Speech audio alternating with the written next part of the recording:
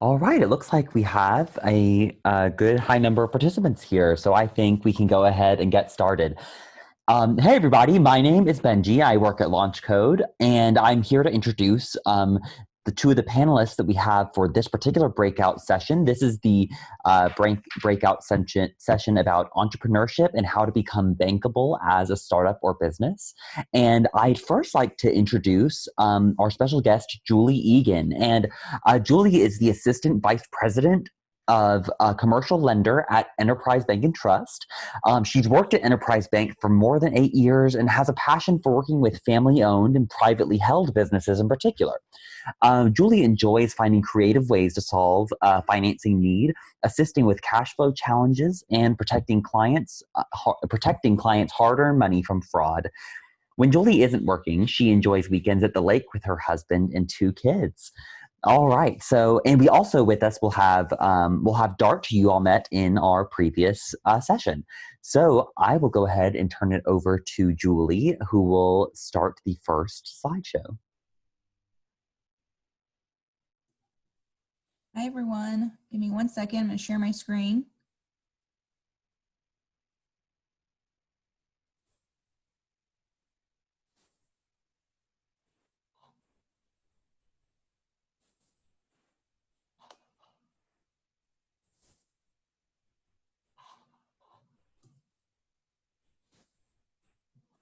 All right, Benji, am I on the right screen? Right now, I'm seeing your presenter view, Julie. Do you think you can switch it there? I sure can switch it.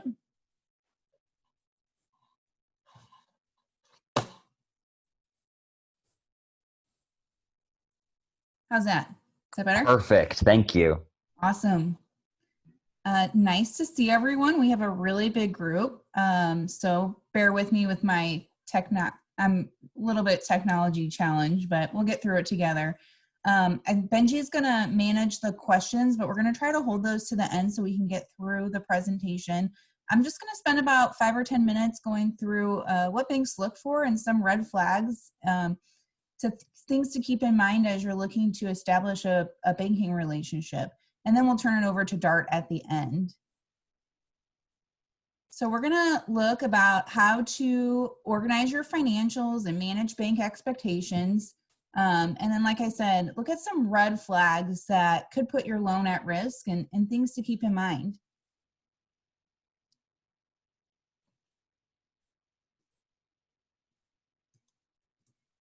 All right. So keep in mind that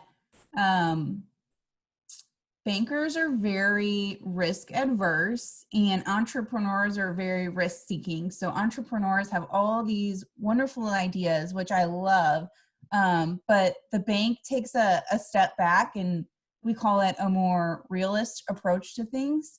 But we want to work with you. We really want to understand your ideas and what you're optimistic about and what path that your business could take. Entrepreneurs sometimes see bankers as inflexible or lacking creativity. Entrepreneurs have a fear that the banker will be there in the good, but not in the bad. And that's not always the case. I think that building a strong foundation with your banker can help you through good and bad times.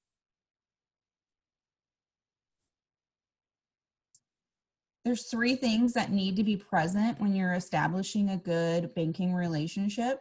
There needs to be the right transaction. So many times that's the need that creates the situation where you are looking to establish a relationship, whether that be to establish a checking account, a savings account, or a loan need.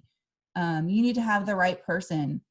There's sometimes where clients will come to me and maybe I'm not the expert in their industry. And so I'll get one of my colleagues involved to work with them because we want to make sure it's the right person, because that makes a huge difference in establishing that relationship.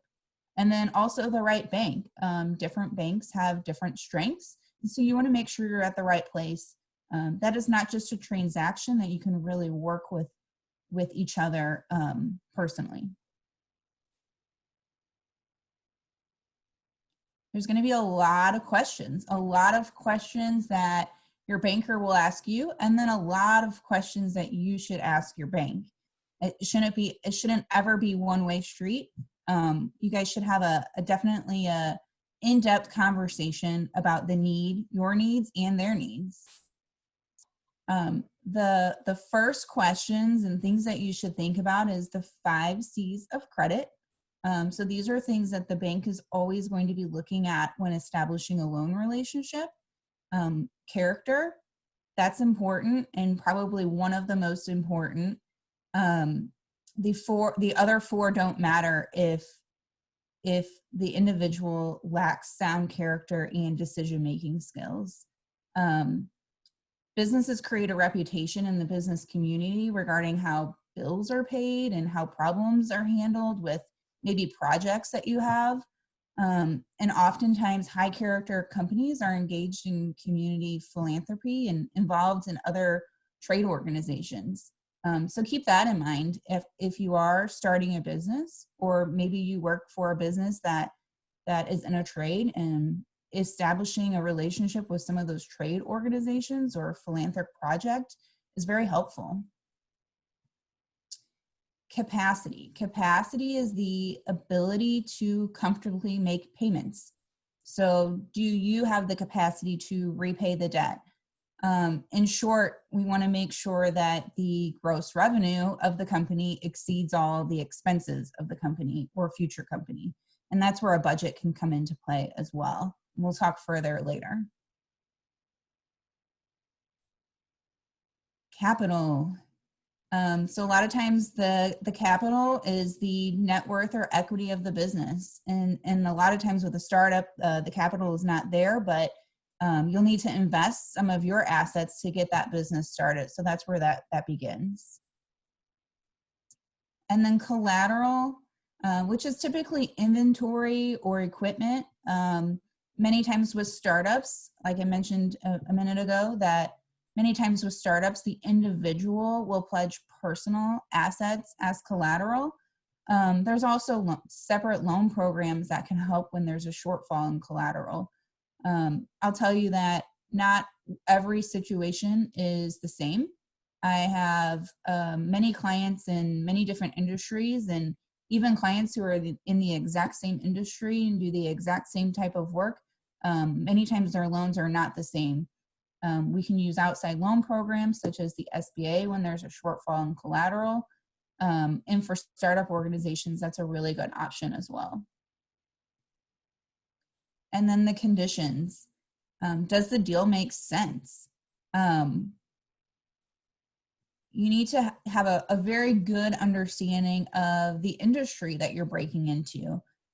Does the deal make sense? It seems like such a simple question, but that's a lot of times where your research comes into play. So the banker a lot of times will ask you why this project makes sense. So we want to make sure, simple, I'll say this, simple. If you're creating maybe a computer, maybe that computer is not relevant in the market anymore. So obviously that wouldn't make sense. So you got to think ahead what your buyers are going to be buying. So more questions that your bank will ask you. How are the decisions made? Is it an individual? Is it a partner? Do you have a CEO? Do you have a management team? Is there a board involved? Are there shareholders? Just some things to think about as you're forming your organization, and who is going to make decisions when it comes to choosing a bank, or maybe even putting together a marketing plan or business plan. Who are your advisors? This is a really important. I think creating a business and establishing a business plan, your team of advisors is really important. You need a good CPA, financial advisor, an attorney, and a banker, and possibly a board, an advisory board of experts that can help you build your business.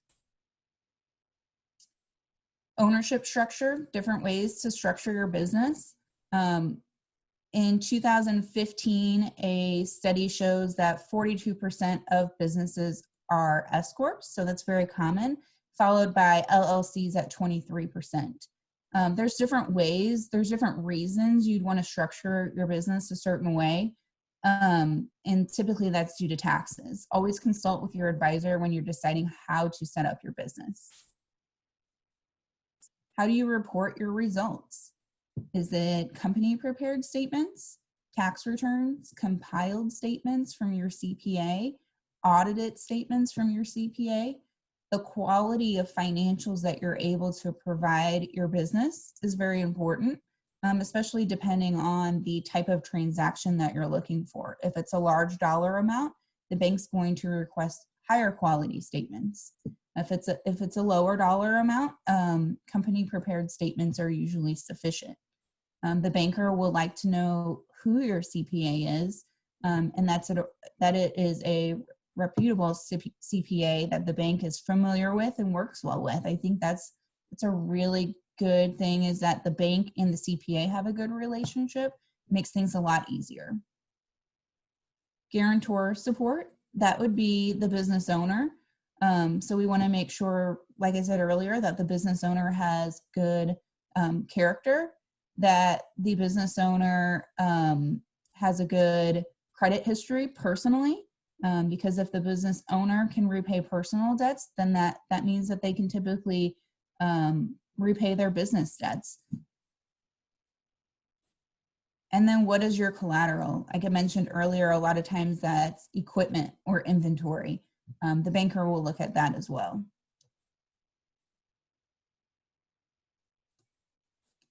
These are just some ratios that you can keep in mind when you're looking to establish a relationship. I don't want to get too in depth with the ratios, but one of the main ratios that the bank looks at is a debt service coverage ratio.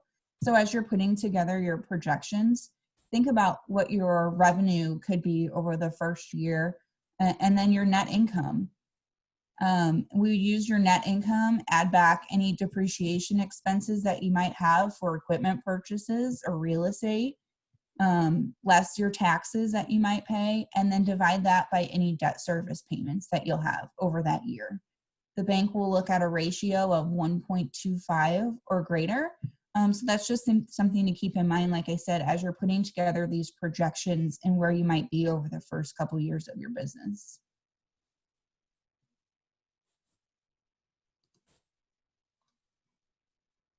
Questions you should be asking your banker. Like I said earlier, it's not a one-way street.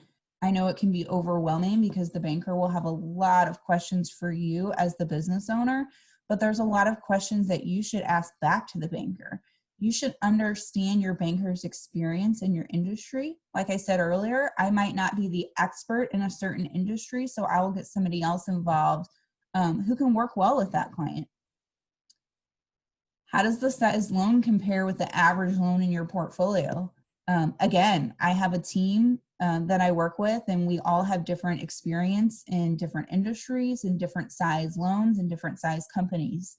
So you want to make sure that that's a good fit as well.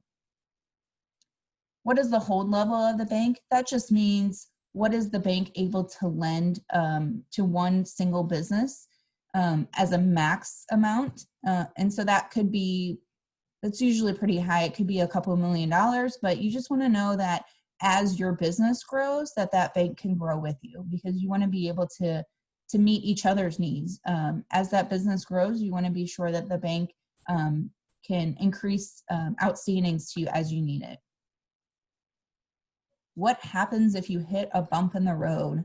So a lot of times there's qualifications that a business owner must meet and show yearly to the banker. So you must meet an annual debt service coverage. That's just one example.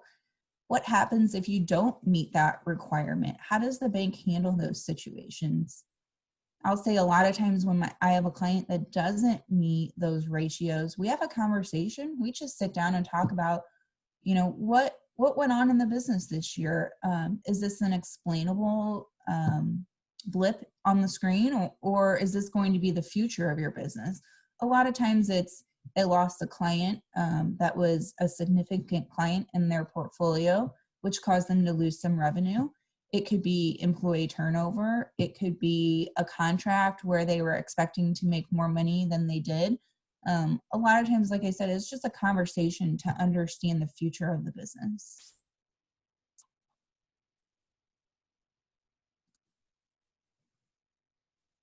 More questions to ask your banker.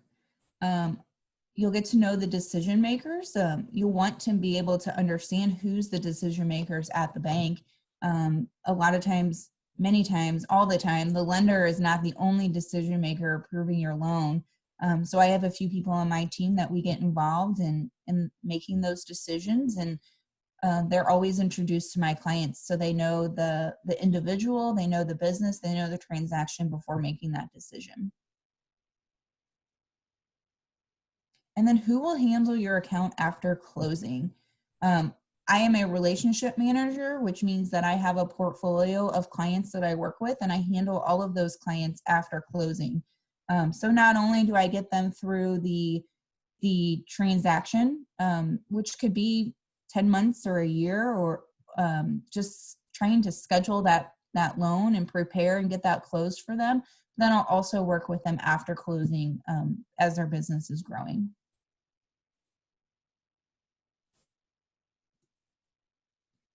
And things to think about, red flags that the bank might look at, that you don't have a budget. It's very important as you're putting together your business plan, you must have a budget. You need to understand your numbers and how you came up with those numbers in your budget. I mentioned earlier, good credit score, that's important. If your primary concern is rate or not guaranteeing the debt, that could be a red flag. While rate is very important, it's very important to have a good relationship with your bank. You could go somewhere and they could give you a very low rate, but they're very transactional, and you might not know that banker and establish a good rapport with that banker. And then poor communications, no skin in the game. So a lot of times when you're establishing your business, you need to have some equity to contribute to the business, or pledge some personal collateral. So that's considered skin in the game. We want to see that you're personally invested in this.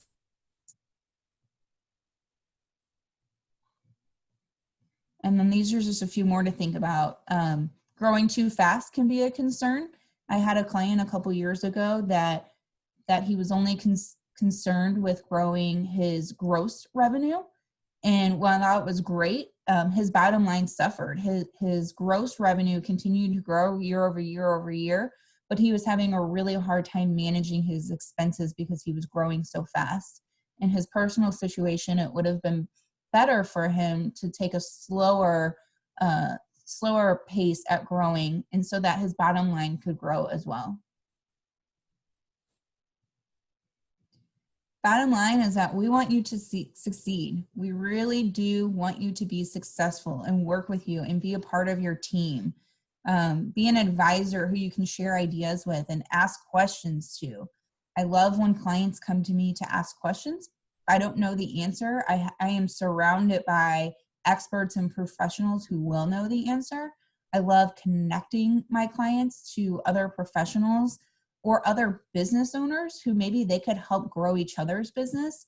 That's really rewarding for me, is to see my clients succeed and to see them connecting with other business owners to help each other succeed.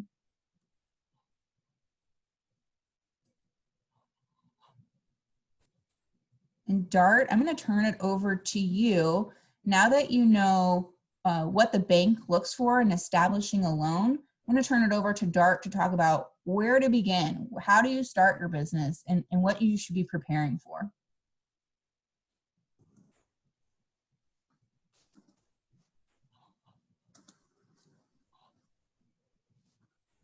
All right.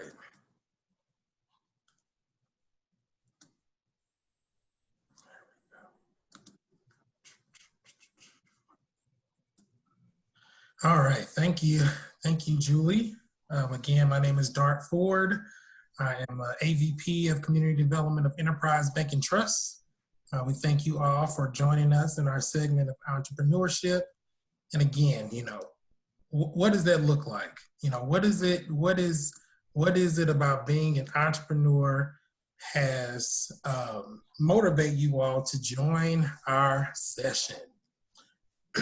So entrepreneurship. So these are some of the objectives that we're going to cover. So we'll define entrepreneurship, how to make your business a legal entity, what are the components of a business plan, how to recognize your competitive advantage, how to use a SWOT analysis to improve your business, and how to utilize an RACI chart to assign tasks.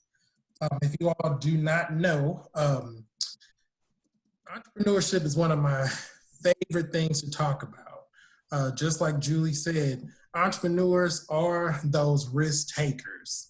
And I believe that when it comes to being a banker and partnering with entrepreneurs, I want them to be able to understand that that relationship is very important. It is a vital piece of what's going to make your business grow. That relationship that you choose as to go into a marriage with the banker is going to be very, very important. Again, entrepreneurs are that risk taker. You know, they're all the ones that is jumping out there. They have this brilliant and creative idea. And of course, they want everyone to be on their team. And so the job of the entrepreneur is to really, really make your business grow, really make your numbers strong, and really have a presence in the community so that when it's time for lending and time for the things that you need, you have those things available. So let's move on. So I want to start off with a quote. So I'm just going to read it. Your time is limited, so do not waste it living someone else's life. Don't be trapped by dogma, which is living with the results of other people's thinking. Do not let the noise of others' opinion drown out your own inner voice. And most important, have the courage to follow your heart and intuition. They somehow already know what you truly want to become. Everything else is secondary. And that is by Steve Jobs. So if we were to define entrepreneurship, we would define it as the process of creating a new enterprise and bearing its risk, there's that risk again, with the view of making the profit. That is why most of us get into entrepreneurship is to, yes, we want to, follow our dreams and our ambitions, but also make a profit. So filing your business, let's start there. Filing your business with your local Secretary of State is very important. The number one reason why is because you do not want to go into business and not follow this order and mistakenly using someone else's name. Once you are and you can file that as a fictitious name, an LLC, an S Corp, a C Corp, all of those things. But I'm hoping that after this session that anyone that's looking to file business names or just wanting to get a little bit more information, that you reach out to us. So the number one step would be for you is to decide on the business name. Now that is where it can get tricky. That's where it can get fun. You can be creative because this is going to be the foundation. This is what's going to follow your business, your name. And once you've decided on the name, the next step will be to visit the local Secretary of State. Ours here is www.sos.mo.gov. And then you'll create an account and it will walk you through the steps on how to file your business name. So again, this is where you will want to talk to an accountant, especially when you think about your taxes and what that looks like to see how you should file.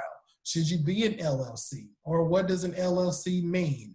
Or what does an S Corp or C Corp? What if I want a nonprofit organization? This is where you're going to need that resource and that support to make sure that you file it correctly. Your next step will be to obtain an EIN number. You're going to go to www.irs.gov. An EIN number is free. But just to backtrack back to the Secretary of State, when you're filing your business If you decide to do a fictitious name, that's going to run you about $70. And when you do your articles of organization to file your LLC, that's around $55. And then after your EIN number, you're going to create an operating agreement, which will be a legal document.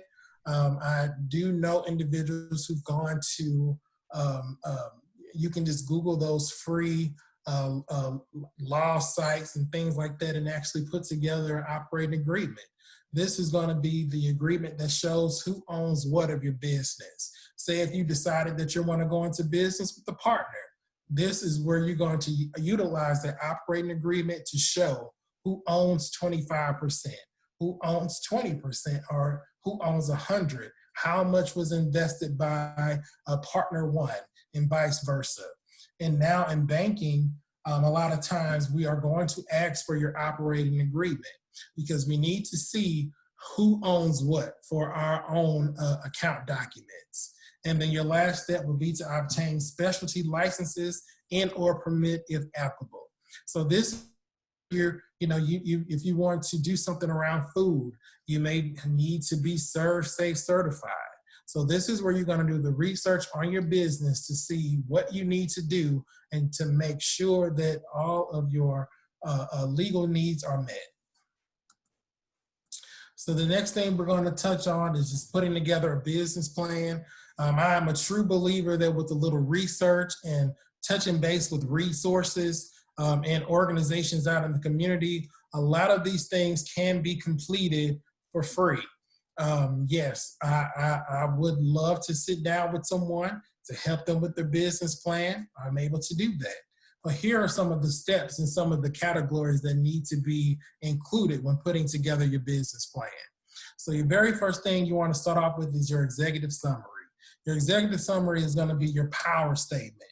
When you think about using your business plan to leverage investors and get people to buy into your business or lend you money and things like that, this is your power statement of who you are. And it gets to the very point of what you're going to be doing, who you are, and all of the, what are you looking to touch? What are you looking to do? So your executive summary needs to be pretty much your business plan in a summary. And you want to make it sound very, positive and strong. Because when you think about finding investors, these may be business owners and people that are already busy. They may not have the opportunity to read the entire plan. But if your executive summary is strong, you may get their buy-in just from reading that. The next thing is company description. Who are you? Market analysis, the market, the industry that you're looking to be in. How is that market looking? Next is the competitive. You move on to description of management organization. Who's what and who's going to be doing what. Next step will be breakdown of your products and services. What do you offer? What products do you have? What services are you going to be providing? Then your marketing plan. How do you plan to market your product and services? All of that needs to be involved in your business plan. Your sales strategy. What are you going to come up with to sell your product and services? Good thing about now, we have social media and things like that. So you're able to incorporate all of those things to get your business out there. Requests for funding. If you're at the beginning stage of your business and you're looking for investments or investors, requests for funding, how much you're looking for, how much are you asking for? And then lastly, your financial projections. Of course, anyone that's investing into your business, they want to see, what they're investing in. What does the long run picture look like and what do I get out of it? And again, even though you have me and you have these slides for a resource, please do not be afraid to visit the SBA website. I believe they even have like some example business plans that you can use. But again, the thing is to utilize resources so that you keep money in your pocket and you're drawing revenue to your bottom line. What is a competitive advantage? What is your competitive advantage? This is going to be And if we were to define it, it's a set of unique features of a company and its products that are perceived by the target market, excuse me, as a significant and superior to the competition. Now, you know, when you go into business, there may be a similar business out there, right? There may be something that you're looking to do that is already something similar to it. So what is going to be your competitive advantage? What is going to set you apart, and what is going to make you superior of the business that's already set? And there's three basic types. It can be cost. Your competitive advantage may be that you offer that same product and service at a lower cost. Or you may have a niche. It may be something special that you do with your product and service that no one else does that makes you superior. And then it could be product. You know, the product that you came up with, is it better than what your competition is selling?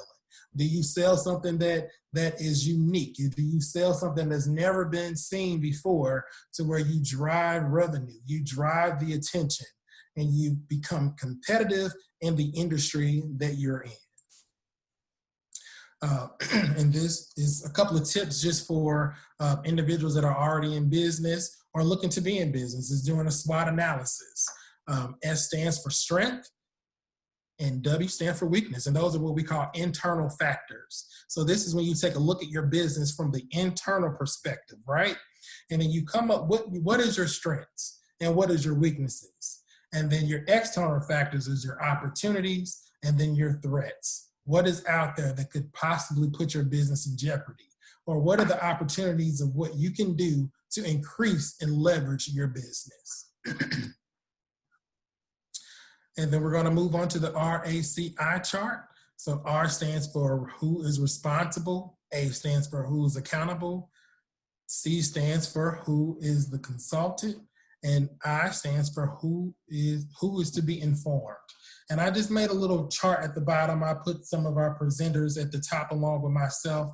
And down on the left side, you'll see the task. So that is where you're going to write the task. And to me, I believe when you become an entrepreneur, if you are an entrepreneur, it's very important that you be very organized. I need to know who's doing what, and I need to know who's going to be responsible, accountable, and I need to know who I just need to inform. And then that is what you call an RACI chart. And this is where you can put together to make sure that things don't fall to the crack, and then you are able to hold individuals accountable. Takeaways. Seek guidance. It's very important that you utilize your resources, exhaust your resources. Stay focused, stay organized, and never give up. And again, my contact information is there. And we thank you all for joining us for our segment of entrepreneurship. And I will turn it back over to Benji. Awesome. Thank you, Dart. Wow, I am absolutely blown away by all of the practical advice we've gotten from both of these presentations. I'd love to open it up now for questions. If anyone wants to put things in the chat about entrepreneurship and making your startup business bankable, go ahead and put that in the chat, and we'll be able to pass it along to our panelists. Oh, sure. So Gretchen asks if you wouldn't mind saying the website again where you could find sample business plans. Yeah, I believe it's sba.gov. sba.gov. Yeah. All right. Let's see. Any advice for qualifying for a DUNS number? Yeah, so I saw that question up top. I'm a little familiar with the DUNS. And I think I meant to type in there and ask her, have she ever applied for one? Because it's just, as I was sitting here, I just Googled it, and it's just a 1-800 number, or you can go to a website, and I think it's called sam.gov, and apply there. So she did say yes. So I'm wondering, I already applied. So were you denied a DUNS? because that's what I would want to, dig deep and understand. If you've already applied, I need downs from Sam. Okay, so were you approved or were you?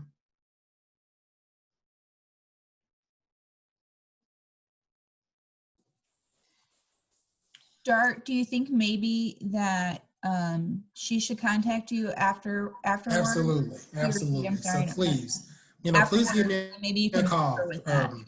I'll type my number in the chat so I can just kind of get a little bit more understanding of what happened. Thank you, Dart. Yeah, that's a really great thing, and that it's really wonderful that we're going to have access to contact both of you afterwards. Who else has questions about entrepreneurship? And I know that was a ton of information in both of those slideshows. So know that you'll have access to both of the recordings of these presentations afterward, so that you'll be able to get the information from that. Does anyone else have questions about entrepreneurship while we have our panelists here? And Benji, this is Julie. I just want to mention that the presentation that I gave is a very condensed version of one of our Enterprise University classes that we offer to the community.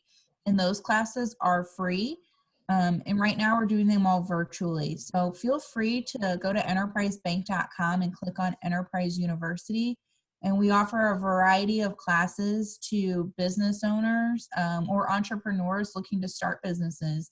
And anything from marketing to HR, lots of different topics that you can go in and look at. And like I said, those are free classes that you can sign up for. Wow, that's fantastic. I'm going to write that in the chat. Enterprise University. Yeah, perfect. Thank you, Dart. Awesome. Did anyone have any other questions before we wrap up? It was a lot of information. I hope it was worth your time. I know sometimes when you're a business owner or just getting into it, you really don't know what questions to ask. So just please feel confident and feel free to reach out to us after the recording or after the session, and we're more than happy to assist you. Yeah, it might even take another watch for some of that to sink in and to be able to look back at it on it as a guide will be great. Fantastic. All right. Well, I'm going to go ahead and share. I'm going to put up a slide here that has, let's see, the contact info on it. Let's see. All right. So anyone feel free to screenshot or write any of this down, and we'll stay here a couple more minutes before we go ahead and wrap this up. Thank you all for coming, and thanks again to our panelists here, Julie and Dart. We really appreciate you coming and helping us with our entrepreneurship journeys.